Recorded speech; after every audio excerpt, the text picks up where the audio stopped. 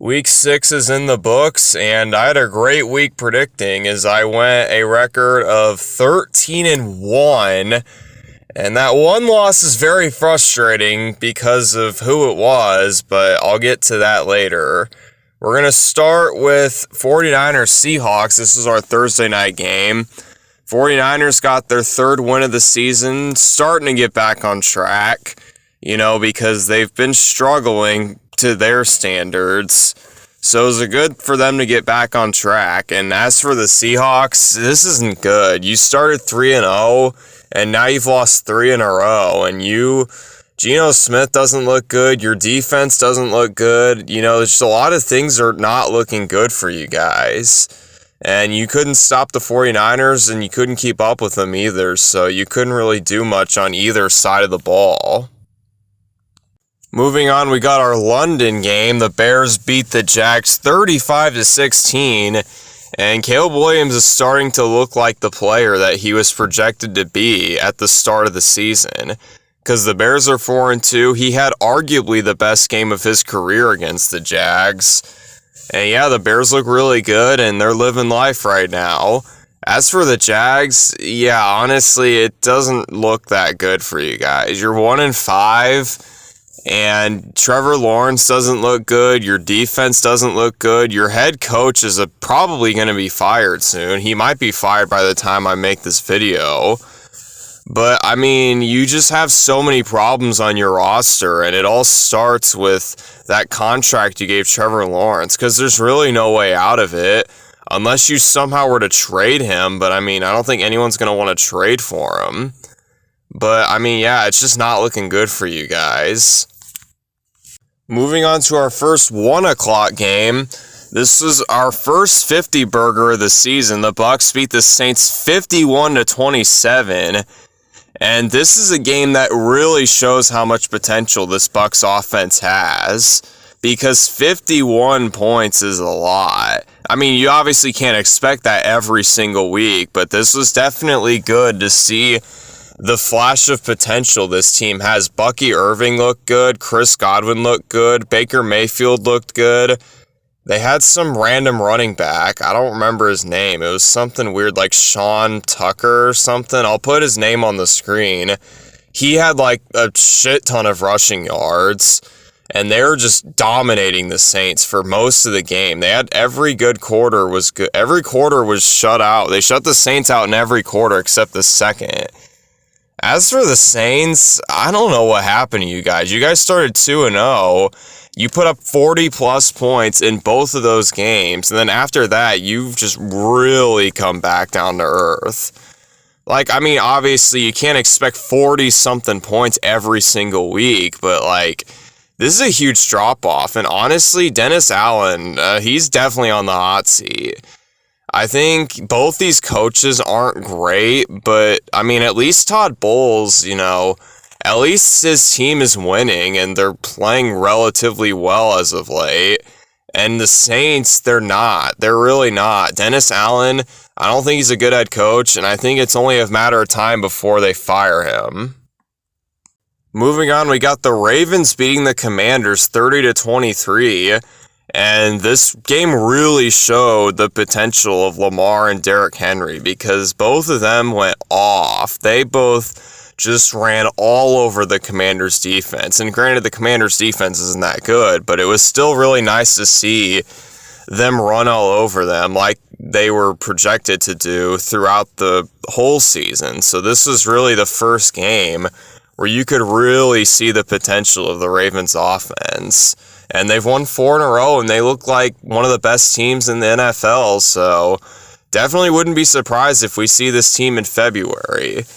As for the Commanders, I can't shit on you too much because you did lose to a very good team, and you made it close, too. It wasn't like you got, bulldozed or anything. This is just one of those games where, the Ravens are just flat out better. And you're usually not going to win games like this unless the Ravens catastrophically mess up, which they obviously didn't do because they put up 30 points and they won, which usually signals they played really well. And that's just the reality of it. Like, this team is really good.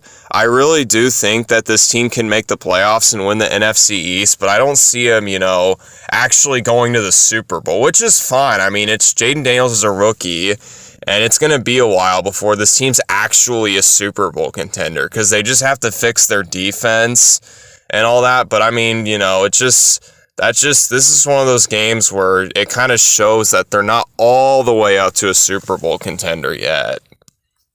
Moving on, we got the Packers beating the Cardinals 34-13. Packers essentially just took care of business against a lesser opponent. And, I mean, this is like a way lesser opponent. So, yeah, good on the Packers for getting a win. Jordan Love looked good. The offense was humming. The defense stopped Kyler Murray and the Cardinals. So, yeah, nothing to complain about here for the Packers. As for the Cardinals, I mean, I would have liked if you put in some more fight. I mean, I know you're rebuilding, but, this is one of those games where you just have to, I guess just accept that you're a rebuilding team and just go on to next week.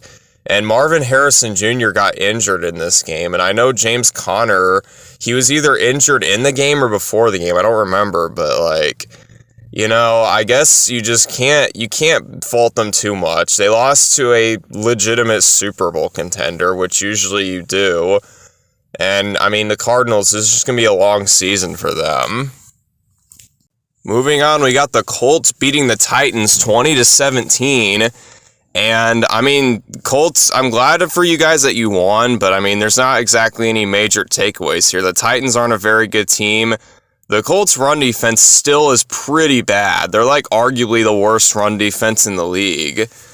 And, I mean, you won, so congratulations. Joe Flacco looked good enough. He did throw he did have a turnover. I don't know if he had one or two. I can't remember, but he had a turnover at least.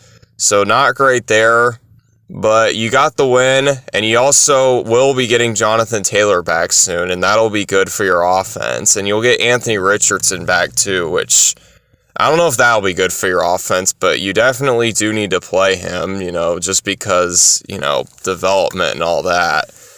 As for the Titans, I mean, honestly, Will Levis cost you the game. I mean, he looks terrible. He didn't even have 100 yards passing. He had 2 or 3 turnovers. The guy fucking sucks. I get, you want to develop him and franchise QB and all that, but, yeah, Will Levis, he has not looked good this year. He's looked like one of the worst quarterbacks in the NFL.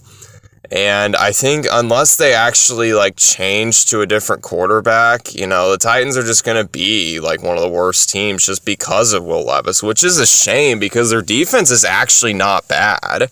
I mean, the Colts' offense is pretty good, and they were able to hold them down for the most part. But when you don't have an offense to complement your defense, they kind of just aren't able to, win games or, play good defense through the whole game. So it's just the reality of the Titans.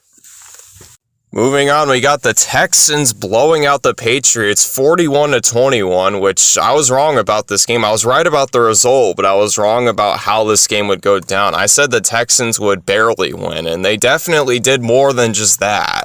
They won by 20 points. And C.J. Stroud looked really good. Joe Mixon looked really good. Stephon Diggs, I believe, had 2 touchdowns. And yeah, this Texans offense, this is the first game where I genuinely was impressed with them because, they put up 41 points. I mean, the Patriots aren't that good, but, they did what they had to do. So congratulations to the Texans. And now that Joe Mixon's finally healthy, their offense should continue to dominate. As for the Patriots, I mean, you lost, but, I mean, everyone expected you to lose. So you can't be too upset with a loss here.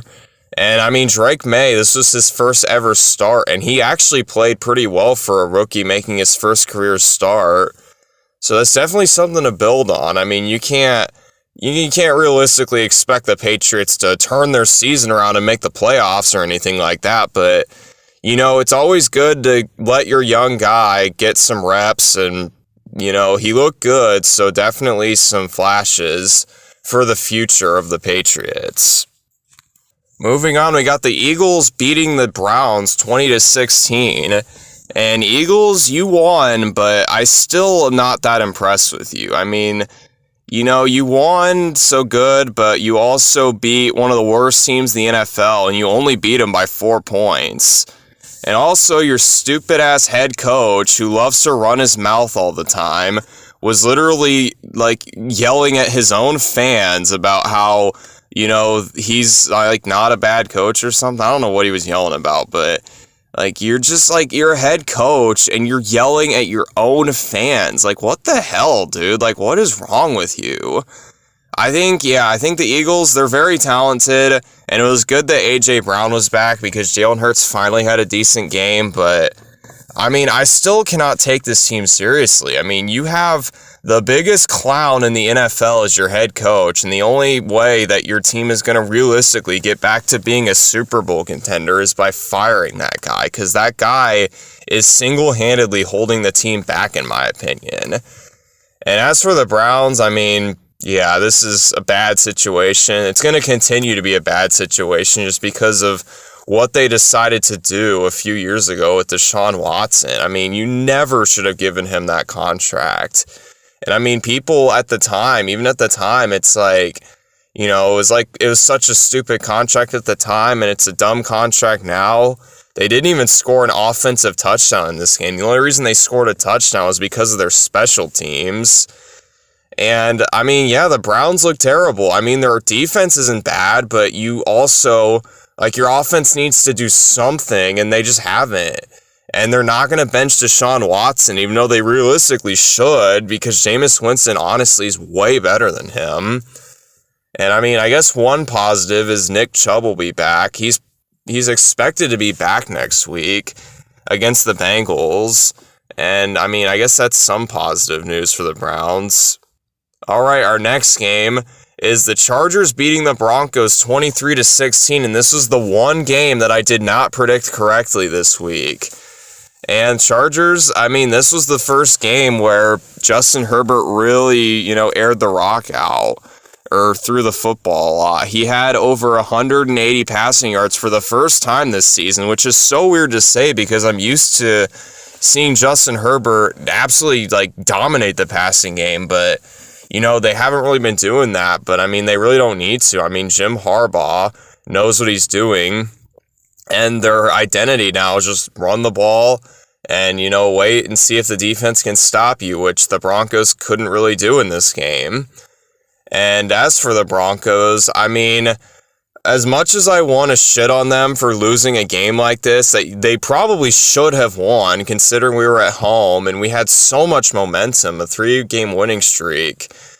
You know, in reality, we are still a rebuilding team, and we have a rookie quarterback, and our best defensive player, Patrick Surtain, got injured in this game. So it's like, I'm not too upset that they lost because the Chargers are a really solid team. And I mean, at the very least, we were competitive, even though, you know, we kind of waited until the fourth quarter to produce offense.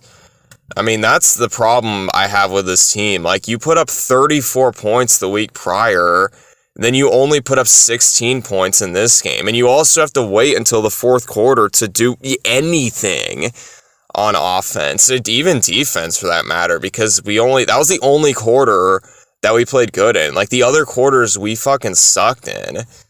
But, I mean, can't dwell on a loss too much. We just have to hope that we can win next week, and I think we can. The question is, will we win? We'll have to remain to see that. So, not a great loss, no loss is great, but, you know, we'll just wait until next week. Okay, our next game, we have the Steelers beating the Raiders 32-13, and the Steelers' offense actually looked really good in this game, and they have an inconsistent offense, but when they're humming, and they were able to beat an inferior opponent and improve to 4-2. So congratulations to them. Justin Fields still looks really good. He's got that dual threat ability that defenses are having a hard time, you know, adjusting to. And, other than George Pickens, I think your team is really, really good. George Pickens is kind of a diva, but, you keep winning games, it doesn't really matter too much, does it, Steelers? Anyway, Raiders, yeah, this is not too surprising. I mean, I didn't think your offense would do much against the Steelers' elite defense, and your defense isn't very good either, so you just... this is another one of those games where it's like nothing too crazy. I mean, I expected the Steelers to win and the Raiders to lose. And I mean, the reality is the Raiders are not a good team with Aiden O'Connell or Gardner Minshew as their quarterbacks. So I think unless they make some blockbuster trade to get someone else, they're going to remain just a bad team. And they actually traded Devontae Adams while I was making this video to the Jets. So I think they're just embracing the fact that they're going to suck and just hoping they get a good draft pick. And yeah, this is one of those games where the Raiders just need to accept the fact that they suck and I guess just wait until next season. Moving on, we got the Falcons beating the Panthers 38-20, and Bijan Robinson and Tyler Algier were killing it on the ground. They both had a combined, I think it was 198 rushing yards, so they almost had 200 rushing yards from those two players alone. So that's really good for the Falcons that they're able to finally get that rushing attack going, because I feel like they haven't really been able to do that as much as they'd like to. And I mean, yeah, good win for them. They still, in my opinion, are kind of shaky because you could argue they should be like 1-5 right now, but the reality is they're rallying and they're 4-2, and you obviously can't complain with a positive record. And Kirk is starting to finally catch some stride with this team, and it can only get better from here as they build up that chemistry. As for the Panthers, I mean, at least you're competitive. I mean, another game where you just kind of know what's going to happen before the game is played. And yeah, the Panthers, they put up points this week at least. They put up a solid amount of points. Chuba Hubbard looks really good. But I mean, there's not much else to say. I mean, they're just a bad team playing against a good team. And I mean, the only thing that you can take away from this is at least you were kind of sort of competitive until the fourth quarter, because this game actually was close for a lot of it, and then the Falcons ran away with it in the fourth quarter. So yeah, this is just kind of a cut and dry game. Nothing too crazy happened, but yeah, just that's how it is, I guess. Oh boy, oh boy, oh boy, this game was entertaining. The Lions beat the Cowboys 47-9, and this looks made up. This looks so made up, but, the Lions, they're here. They're here. Like, they are, in my opinion, the best team in the NFL, and I know the Vikings and Chiefs are undefeated, but the Lions, they have been dominating these last 2 weeks that they've played. They had a bye week last week. They put up 40 on the Seahawks, and they put up 47 against the Cowboys. And this team is dangerous. I'm really, anxious to see how this team will play in the coming weeks, because they play the Vikings. That's going to be a really good game. So yeah, definitely looking forward to watching some Lions games, because they are here to stay. And yeah, the Aiden Hutchinson injury sucks. I know Aiden Hutchinson got injured in this game. He's going to be out for this season. So that is very unfortunate, but I think regardless, I think this team is still good enough to win a Super Bowl. And they look like the best team right now, which is impressive considering Aiden Hutchinson is injured and he's their best defensive player. As for the Cowboys, yeah, they're done. They're not going nowhere this year. And they're gonna, they might make the playoffs, but even if they do, I mean, they're not gonna win. And especially if they're not even gonna play good in the regular season. I mean, you only scored 9 points, and your defense let up 47 points. And you have one of the most talented rosters in the NFL, and you just keep, underperforming year after year. And this is just one of those games where it's like, I feel like you kind of expect it a little bit just because it's the Cowboys and they always do shit like this. But yeah, man, this is bad. This is a really bad loss for the Cowboys, and I don't see a good outlook for them. All right, our Sunday night game, we got the Bengals beating the Giants 17-7. And honestly, I mean, the Bengals only scored 17 points, but I mean, Jamar Chase and T. Higgins both had pretty solid games. Joe Burrow, of all people, had a rushing touchdown. He had like a 40 or 50-yard rushing touchdown. So that was pretty entertaining to see because Joe Burrow's not the fastest guy in the world. But they got the win, and their defense actually looked good for once this year. Their defense has been fucking terrible this year, but I guess when you're playing the Giants, I mean, playing defense isn't that hard because Daniel Jones, in my opinion, is not that good. And speaking of the Giants, I mean, you know, your defense, like, I know I'd said Jamar Chase and T. Higgins had good games, but honestly, I'm not too upset with your guys' defense. You guys didn't have Kayvon Thibodeau in this game because he's going to be out for a little bit. And you guys still, and you also didn't have Malik Neighbors in this game either, or Devin Singletary. So your team was banged up. But your defense played well. Your offense, I mean, didn't play well. But, I mean, the reality is, unless Malik Neighbors is on this team or Devin Singletary, I don't really see what this offense can do. Because those two are the best players. And Daniel Jones, I mean, he needs a guy to help him. He's not like a Josh Allen or a Patrick Mahomes where he can just carry the team on his back. Like, he needs someone to help him. And, I mean, that's just the reality the Giants are in. I mean, you paid Daniel Jones a bunch of money he didn't really deserve, and you're kind of just stuck in this situation where you're stuck with him, at least for this year. And your offense, I feel like, is not going to do much with him under center. Moving on to our Monday night game, we got the Bills beating the Jets 23-20, and the Bills, they didn't play their greatest game, and Tyler Bass looks absolutely terrible. He missed like 3 or 4 kicks in this game, it felt like, and there was one where he missed by like literally 50 feet away from the post, so that's definitely something they need to fix if they want to, win a playoff game this year, but a win's a win. Josh Allen looked really good in this game. And this is a game that just proves how good Josh Allen is. I mean, your team didn't play that great. Your kicker sucked. Your defense gave up a Hail Mary at the end of the half. But when you have number 17 on your team, you can be in any game, and they were able to win this one. So congratulations to the Bills for winning this game and keeping pace with the rest of the heavyweights in the AFC. And as for the Jets, I mean, you guys played better than you did last week, but you need to win games like this. You have Aaron Rodgers for a reason. He's why you brought him in to win games like this.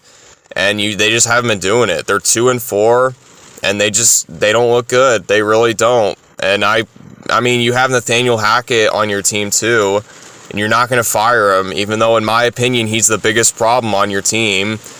But yeah, you have your quarterback who won't play unless Nathaniel Hackett's on the team. I know I rambled last week, but it's true. I mean, you can't win games with Nathaniel Hackett on your team. I'm just saying, Jets. Like, I know they traded for Devontae Adams, so maybe that'll give them a spark.